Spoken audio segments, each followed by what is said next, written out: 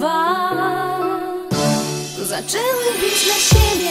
On tu, a ona tam, wiedzieli dawno, że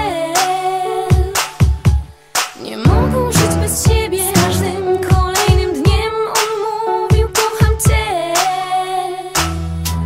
Ona czuła się jak w niebie, bo miłość jak ogień rozpala nasze serca i płonie tak co dzień, by zgasnąć nagle nie w czas. Tak trudno zrozumieć, lecz to tylko złudzenie.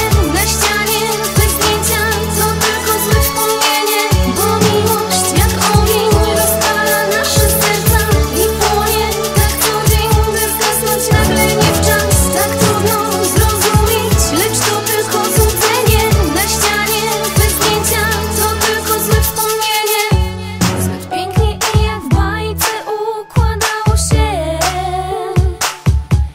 Żyła tylko dla niego i nigdy nie myślała nawet o tym, że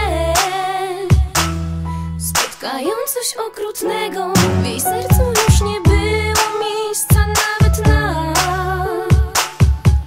najmniejszy żar nadziei. Spojrzeli sobie w oczy i ostatni raz żegnaj sobie powiedzieli, bo miłość jak ogień rozpala nasze serca i płonie tak co dzień, by zgasnąć nagle nie w czas. Tak trudno zrozumieć, lecz to tylko złudzenie.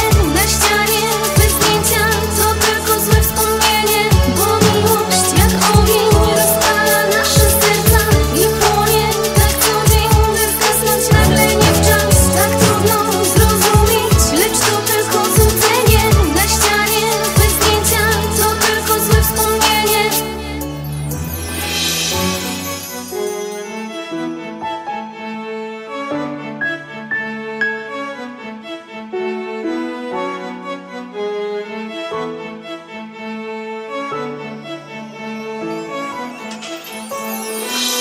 Miłość jak ogień rozpala nasze serca i płonie tak co dzień, by zgasnąć nagle nie w czas. Tak trudno zrozumieć, lecz to tylko złudzenie.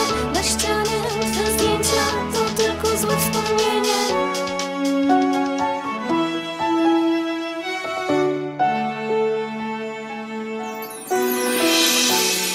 Zakończyła się historia, w której serca dwa spotkały się, by być tylko dla siebie. On tu, a